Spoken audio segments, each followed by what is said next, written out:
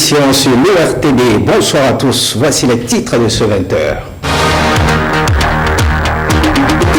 Le Bénin comme un pôle numérique d'ici 5 ans, espère des TIC échange sur la problématique. Le forum consacré à cet effet est ouvert aujourd'hui par le président Patrice Talon.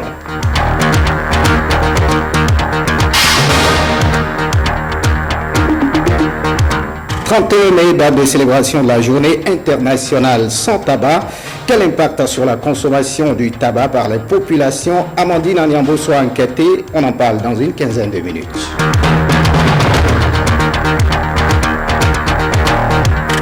Et puis Simone Gbagbo de nouveau devant la justice. Le procès de l'épouse de l'ancien président de la Côte d'Ivoire s'est ouvert aujourd'hui à Abidjan.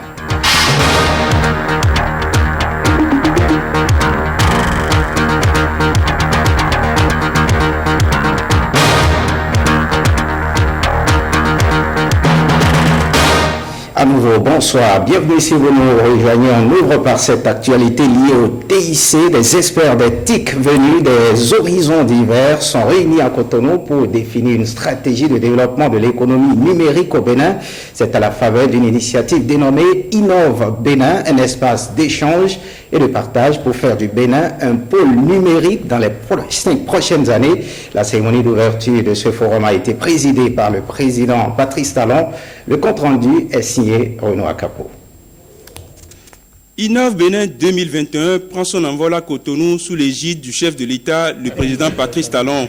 Il s'agit d'une initiative qui vise à booster l'économie numérique à travers le développement d'un secteur de TIC à très forte valeur ajoutée. Pour créer cette belle alchimie, à même de favoriser l'éclosion du potentiel dont dispose le Bénin, des experts venus de divers horizons ont été conviés à Cotonou pour 2 jours de réflexion. Il s'agit pour l'essentiel de poser les jalons en vue d'asseoir une industrie numérique accessible au grand public, mais encore et surtout de créer de véritables niches à impact économique certain. Il y a des pays qui ont fait des bonds extraordinaires au niveau du développement du numérique, au niveau de l'impact du développement du numérique sur l'économie totale dans les différents secteurs. Et nous voulons comprendre comment ça s'est fait, mais nous voulons aussi développer notre propre approche, propre au Bénin, propre aux spécificités du Bénin, pour que nous puissions nous aussi faire ce bond. Le chemin qui mène à la prospérité numérique est souvent semé d'embûches. À la question du faible niveau du développement des infrastructures s'ajoute celle de la disponibilité de l'énergie, toute chose qui annihile les actions devant conduire au haut débit. Mais tout en explorant les enjeux et les défis à relever, la ministre en charge de l'économie numérique se réjouit des opportunités que draine le secteur des TIC au Bénin. La révolution numérique est en marche dans tout le monde entier. Le Bénin ne veut pas être en marge de cette révolution. Avec le numérique, il n'y a plus de petits pays. Car tout dépend de l'écosystème que vous arrivez à développer. Au détour d'une présentation, les perspectives qui se profilent à l'horizon pour les 5 années à venir ont été exposées à l'assistance par le ministre d'État Ablaye Biotchane. Les atouts et une bonne gestion économique et politique du potentiel numérique sont des questions inscrites au rang de priorité. Dans ce pays, nous avons besoin de développer ça, parce que nous avons tous les ans 100 000 jeunes qui viennent sur le marché du travail. Et devinez quoi? Il y en a à peine 10 000 qui arrivent à trouver du travail. C'est ça le défi qui nous est proposé. Et ce secteur dont nous parlons aujourd'hui peut nous permettre d'y arriver. Fidèle au projet de société qu'il a présenté à ses compatriotes avant son accession à la magistrature suprême le 6 avril dernier, le président de la République a mis un point d'honneur à faire progresser le Bénin avec une place de leader sur l'échiquier continental. L'économie numérique est l'avenir. Voilà pourquoi j'ambitionne de positionner le Bénin comme la plateforme numérique de l'Afrique de l'Ouest à l'horizon 2021. Mon objectif est de doter le Bénin d'un environnement numérique permettant notamment l'accès de tous à l'Internet haut débit, à la télévision, à la téléphonie de qualité. Mon sentiment est qu'il faut agir vite. Le succès de cet atelier reposera alors tout simplement sur votre intelligence collective dans une approche participative. Et dans quelques années, et au plus tard, en 2025, mon pays, le Bénin, soit la star du numérique en Afrique.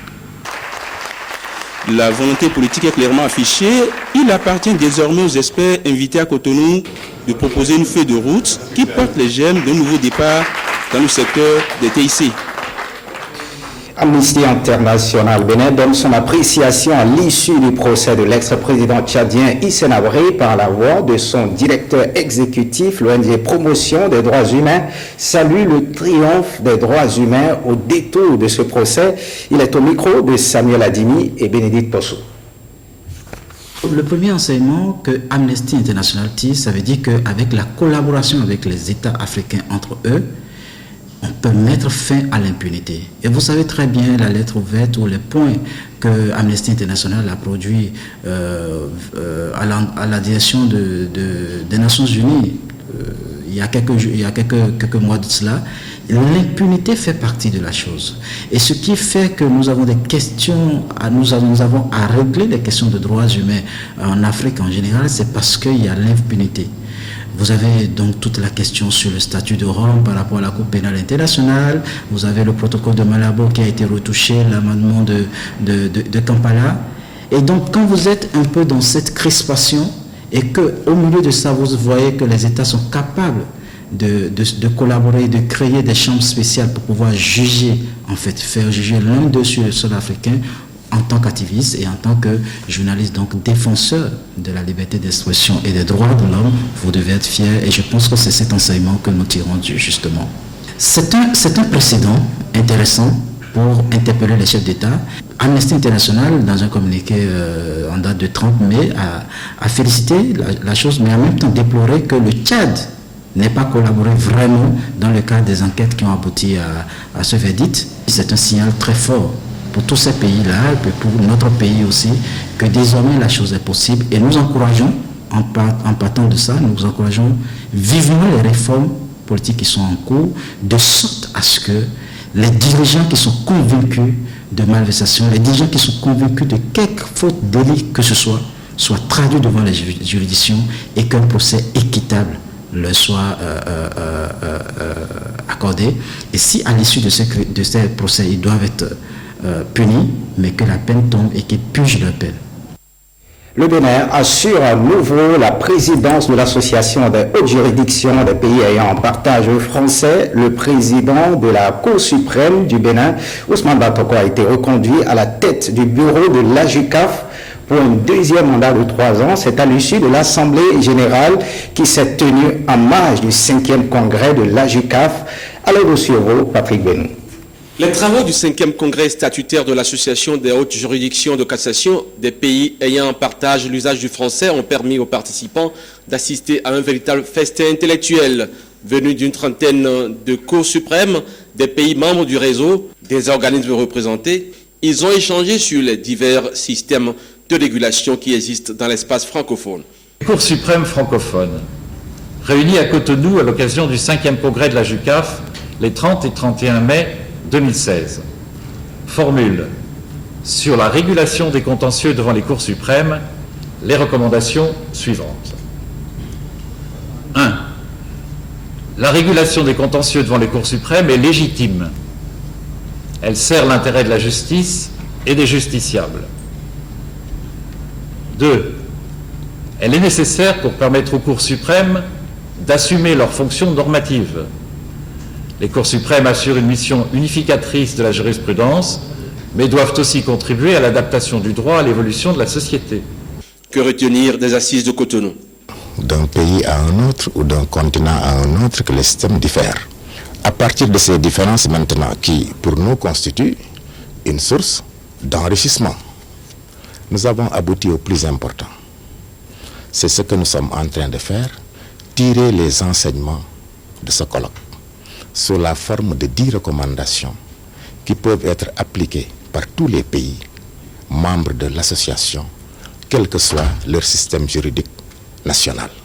Eh bien, sur ces 10 recommandations, chaque pays est libre de voir qu'est-ce qui est adaptable à son système national.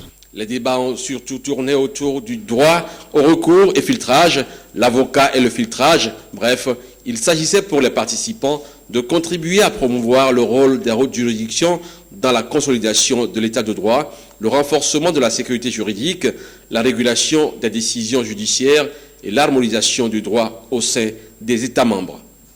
Et on parle du partenariat Nord-Sud. La préfecture maritime est une structure chargée de la sauvegarde maritime. Celle de la France vient en appui à la préfecture maritime du Bénin. Un lot de matériel a été offert dans le cadre de la coopération entre les deux pays pour renforcer la sécurité maritime. Calvadois Wanou, Jean-Claude James. Je vous remets tout ce matériel pour le fonctionnement de la préfecture maritime. Cet appui est l'un des retombées de la bonne coopération entre la préfecture maritime du Bénin et celle de la France. Avec ces matériels, le capitaine de vaisseau Fernand Aoyo et ses éléments sont désormais mieux outillés pour une meilleure sécurité maritime. Tout ce matériel a été offert par la coopération française qui nous soutient beaucoup dans cette aventure de renforcement de la sécurité maritime dans le golfe de Guinée en général et dans les eaux béninoises en particulier. Alors je crois qu'à partir de cet instant, la préfecture maritime du Bénin va monter en puissance. Les choses vont se mettre en place, aussi bien en termes d'équipement que de personnel, pour faire de cet organe national un organe de répression de l'insécurité maritime et de renforcement de nos capacités opérationnelles en mer.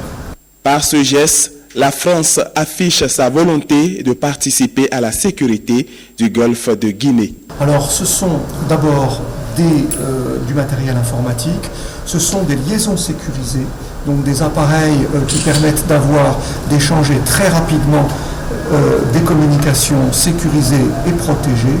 Pourquoi ? C'est parce que le préfet maritime est avant tout opérationnel. C'est-à-dire qu'il doit être capable de réagir dans l'urgence. Aujourd'hui, c'est offrir au Bénin, à la préfecture maritime, un partenariat stratégique. C'est-à-dire que maintenant, nous allons travailler la main dans la main et tous les jours, nous allons échanger de l'information pour participer ensemble à la sécurité du golfe de Guinée. C'est un nouveau jour qui se lève pour la lutte contre la piraterie maritime au Bénin. Parlons démocratie dans cette édition. Consacratie, c'est le titre d'un nouvel ouvrage. Son auteur, Juste Kodjo, doctorant en sciences politiques et officier supérieur de l'armée béninoise, le livre propose un nouveau modèle de pouvoir qui met le consensus comme base politique et le même consensus au sommet de l'État. Le chef-d'œuvre est présenté au public ce mardi 31 mars 2016. Bertrand Loyon et Patrick Diosso. Consacratie. Un néologisme qui combine le consensus et la démocratie. Pour un consensus démocratique ou une démocratie consensuelle. Un modèle adapté aux réalités béninoises. Voilà le contenu de cette réflexion de 120 pages préfacée par le professeur Albert Tevoidre. Le consensus est depuis un certain temps un principe à valeur conditionnelle chez nous. Et je voudrais que tous ceux qui travaillent, qui réfléchissent aujourd'hui sur la question de la réforme puissent rentrer dans le contenu de ce livre. La Cour constitutionnelle du Bénin, en évoquant le consensus comme étant un principe à valeur constitutionnelle, s'est gardée elle-même, ne pouvant pas fixer les limites et le contenu du consensus. Mais le consensus, c'est autre chose, c'est ce que vous proposez. Le consensus, c'est pas l'unanimité. Le consensus, c'est pas la majorité. Le consensus, c'est le consensus. Oserions-nous prendre rendez-vous avec l'histoire? Juste Kodjo a déjà, en ce qui le concerne, assumer sa part de responsabilité. C'est un intellectuel qui sera redoutable et qui probablement, vous savez, va se retrouver à la faculté, un jour enseigner, tout en étant ce qu'il est par ailleurs de sa formation.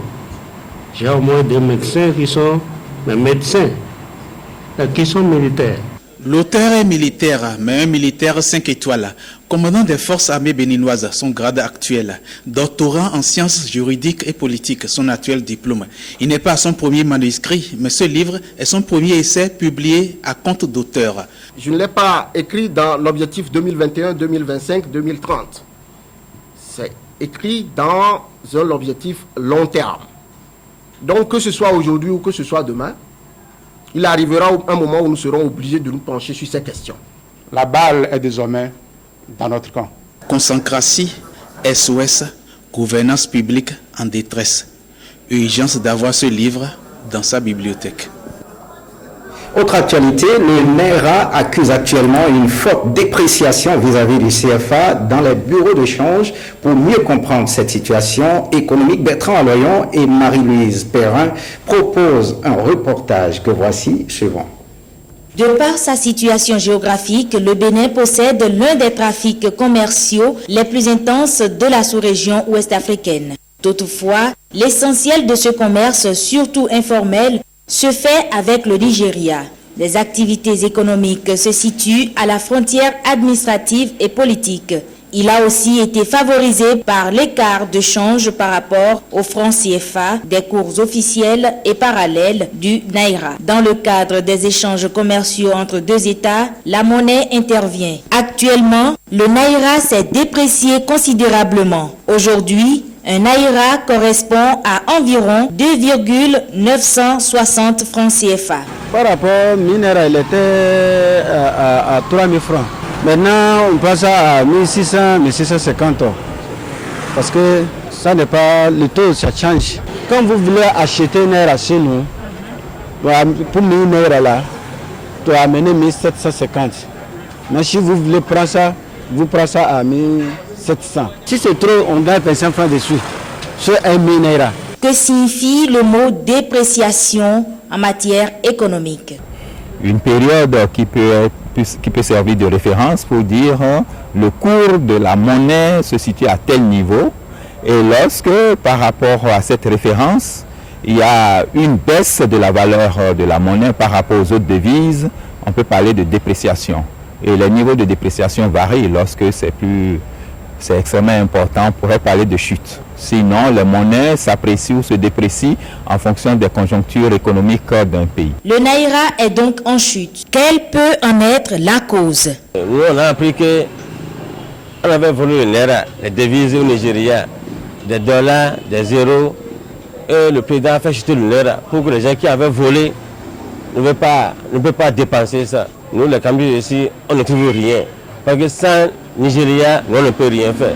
Et les autres commerçants aussi, non, ça ne va pas du tout. Sur le marché parallèle, la monnaie du Nigeria, première économie d'Afrique, ne cesse de s'effondrer et ne reste pas sans conséquences sur le commerce dans la sous-région.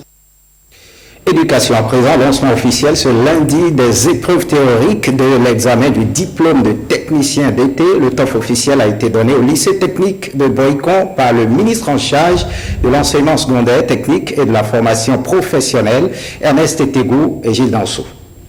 Ils sont plus de 2000 candidats à plancher depuis ce lundi pour l'obtention du DT, diplôme de technicien, session de mai 2016. Le lancement officiel au plan national se déroule ici, au lycée technique de Boycon. Concentration des candidats, l'autorité ministérielle rassure. La formation professionnelle, l'enseignement technique aujourd'hui est ce créneau que nous devons choisir pour préparer vraiment notre jeunesse à l'emploi. De plus en plus aujourd'hui, il faut être bien formé et être à la hauteur, pour être à la hauteur des métiers qui s'offrent à nous aujourd'hui.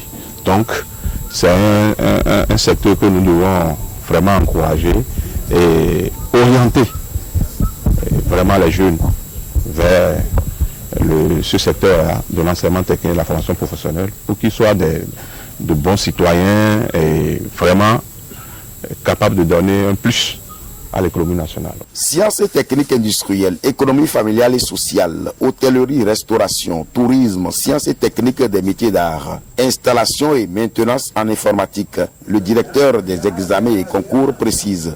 L'examen se déroule sur 5 jours. Et le niveau, comme nous parlons de diplôme, c'est le niveau de terminal. Le niveau de terminal. Pour les certificats, c'est le niveau de BEPC. Donc c'est le niveau terminal, diplôme de technicien. Technicien dans toutes les options que nous venons d'énumérer.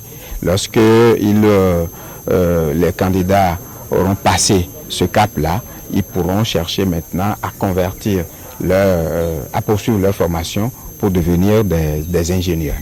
L'examen de cette année connaît une augmentation par rapport à l'année dernière de 16,49%. Donc les dispositions pratiques sont prises pour que cet examen puisse se dérouler dans de très bonnes conditions et pour que les candidats puissent connaître un aboutissement heureux. Bonne chance donc à tous les candidats. Parlons de la journée internationale sans tabac, préparer au conditionnement neutre standardisé des produits du tabac. C'est le thème de l'édition 2016 de la journée mondiale sans tabac, célébrée le 31 mai de chaque année. Quel est l'impact de cette journée sur la consommation de tabac par les populations? Élément de réponse dans ce magazine réalisé par Igor Ayosso et Amandine Aliambossou. Chiquer, fumer, priser ou sucer, toute une série de verbes en rapport avec la consommation d'un produit, le tabac. Il constitue l'une des principales causes de mortalité dans le monde. Selon une étude scientifique, chaque cigarette fumée réduit la vie de 11 minutes. La consommation du tabac est non seulement un problème de santé publique, mais également de développement. Au plan santé publique, je pense que le tabac occasionne beaucoup de maladies et la mort de son usager. Les maladies sont multiples, à commencer par les plus graves, à savoir le cancer, les maladies cardiovasculaires. Et nous avons le diabète qui peut survenir parce qu'on consomme le tabac.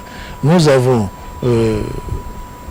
les naissances d'enfants de petits poids liés au tabac. Nous avons les avortements liés au tabac. Et encore plus grave, c'est la faiblesse sexuelle pouvant aboutir à l'impuissance. La plupart de ceux qui consomment le tabac sont parmi les jeunes et des gens actifs, économiquement actifs. Alors, lorsqu'ils consomment les produits du tabac jusqu'à un certain âge, ils décèdent. Donc, ça constitue des pertes précoces pour la nation, pour leur communauté. Le tabac tue inexorablement et toujours la moitié de ses consommateurs.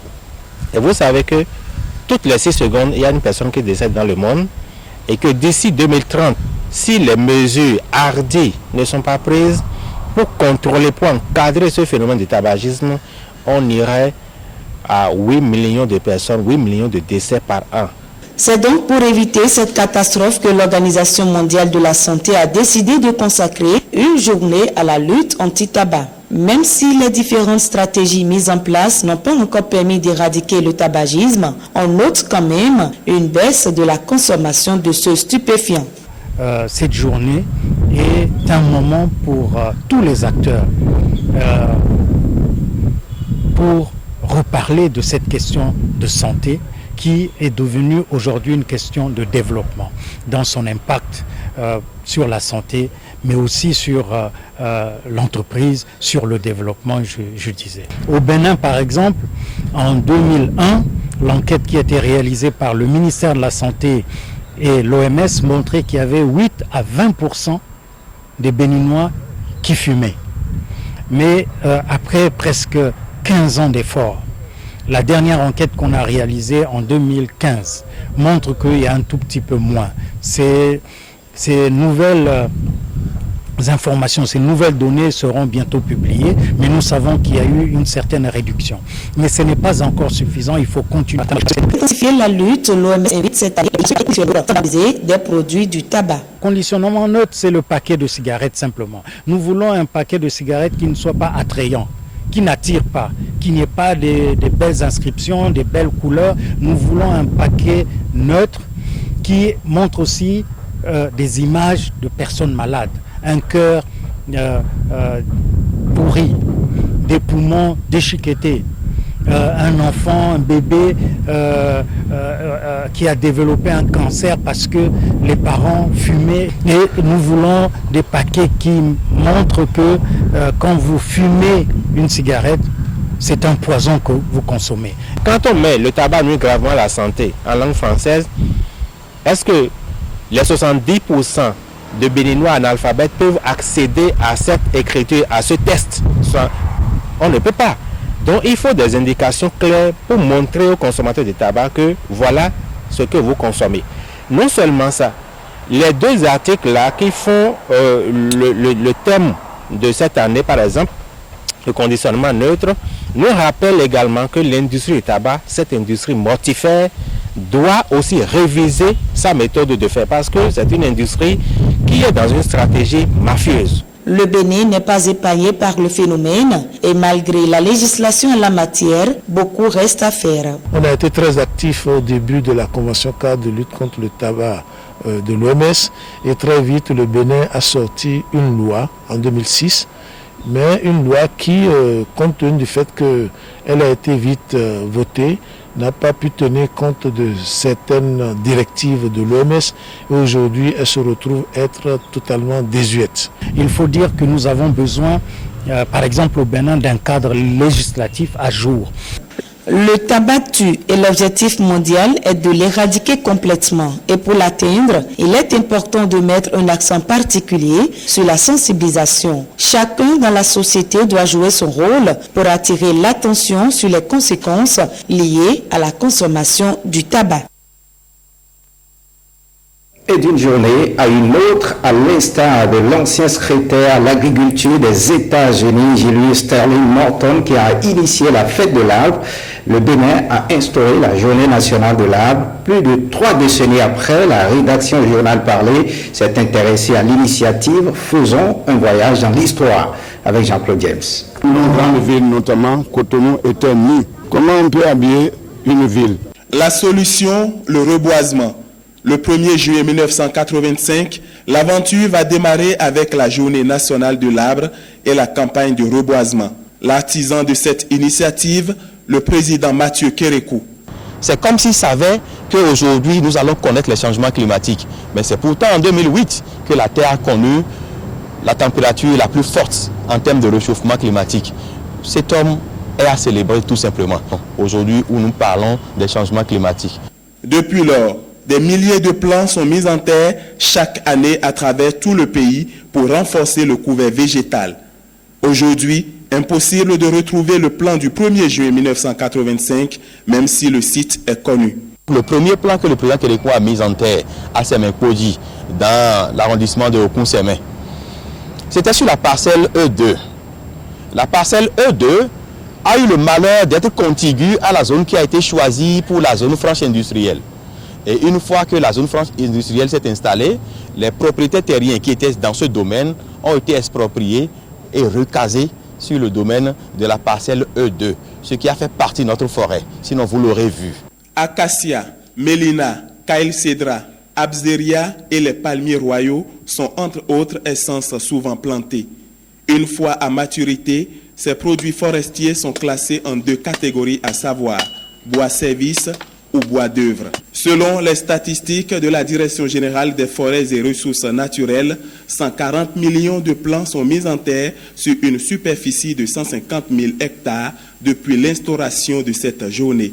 Les régimes se succèdent et la JNA résiste à l'épreuve du temps. Mieux, cette initiative a inspiré d'autres projets comme 10 millions d'âmes, 10 millions d'arbres. Ce 1er juin, sous le thème « Plantons et entretenons beaucoup d'arbres aujourd'hui pour mieux vivre demain », le Bénin célèbre la 32e édition de cette journée. Une occasion pour inviter la population à planter un arbre. L'objectif étant de limiter les effets de la désertification. Mais une préoccupation demeure. Quel est le sort de ces plants après chaque célébration?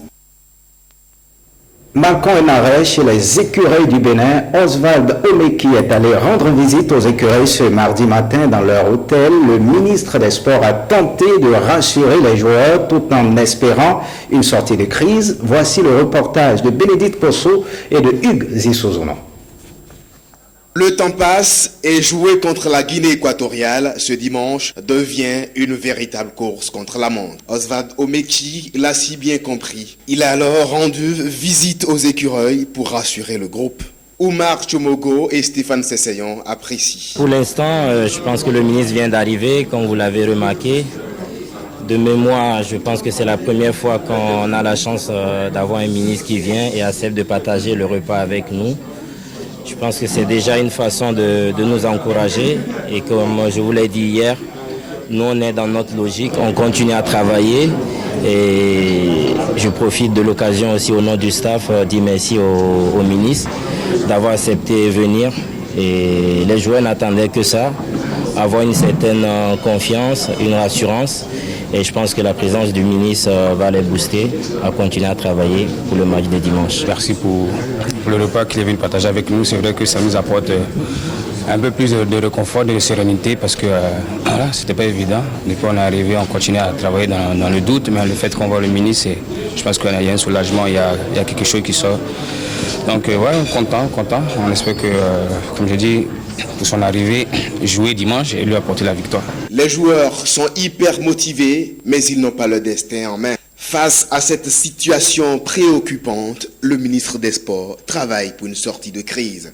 C'est vrai que nous sommes dans une situation de grosse incertitude et que les discussions sont toujours en cours pour que nous puissions sortir de cette crise-là. J'ai déjà parlé avec chacun d'eux de façon isolée il y a quelques jours et je crois que si tout se passe bien, nous allons pouvoir redonner espoir à notre équipe et à notre peuple.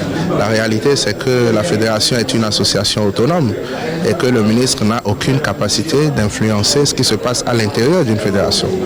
Il faut aussi savoir que dans une république démocratique, aucun ministre ne donne des ordres à un juge d'instruction. Et donc, ce qui dépend de moi, c'est créer les conditions pour que l'équipe entre, qu'elle soit regroupée, qu'elle soit en forme. C'est ce que j'ai fait pour les juniors, parce que je gardais l'espoir que nous trouverions assez vite une porte de sortie. Les cadets également, on a envoyé l'équipe à Lomé pour faire l'IRM. Moi, je fais mon devoir en tant que ministre. Dans la prise en charge des équipes nationales, il y a ce qui nous revient et malgré la crise, j'ai tenu à le faire pour qu'on ne reproche pas à l'État de n'avoir pas assumé ses responsabilités. Les supporters des Écureuils n'attendent qu'une seule chose, voir le 11 national sur la pelouse ce 5 juin. Hors du Bénin, le procès de Simone Gbagbo s'est ouvert ce mardi à Abidjan, en Côte d'Ivoire. Dans cette nouvelle procédure judiciaire, l'ex-première dame ivoirienne est jugée pour crime contre l'humanité. Ibrahim Lawani. Simone Gbagbo fait son entrée au palais de justice d'Abidjan. L'ex-première dame de Côte d'Ivoire prend le soin de saluer ses partisans et ses avocats. À 66 ans, l'épouse de Laurent Gbagbo comparaît pour crime contre l'humanité, crime contre les prisonniers de guerre et crime contre les populations civiles. Des actes criminels qui auraient été commis lors de la crise post-électorale de 2010-2011 qui a fait plus de 3000 morts. Ce nouveau procès devrait durer 1 mois avec la participation de 25 témoins de l'accusation. Simone Gbagbo est actuellement incarcérée à Abidjan où elle purge une première peine de 20 ans de prison pour atteinte à la sûreté de l'État prononcée l'an dernier. Des organisations internationales et locales de défense des droits de l'homme qui disent représenter près de 250 victimes ont annoncé lundi leur décision de ne pas prendre part au procès. Elles dénoncent leur marginalisation dans la procédure judiciaire. La tenue de ce procès va également prendre de court la Cour pénale internationale où l'ex-première dame de Côte d'Ivoire est poursuivie pour crime contre l'humanité. Le tribunal international qui juge actuellement son époux Laurent Gbagbo et Charles Blé Goudé, ex-ministre de la Jeunesse, a toujours réclamé Simone Gbagbo, mais Abidjan refuse son transfèrement à La Haye. Le président Alassane Ouattara a affirmé début février qu'il n'enverrait plus d'Ivoiriens à la CPI, estimant que son pays avait désormais une justice opérationnelle. L'ouverture du procès de Simone Gbagbo coïncide avec l'anniversaire de naissance de son époux. Laurent Gbagbo souffle ce mardi 31 mai. C'est 71 bougies. Fin de ce journal, merci de l'avoir suivi. Le programme prévoit à 21h le magazine des sports et à partir de 22h le feuilleton Les choix de l'amour et le journal du soir est prévu pour 23h30 avec Héloïse Winato. Retrouvez cette édition sur le site de l'ORTB www.ortb.bj. Merci de votre fidélité, à très bientôt.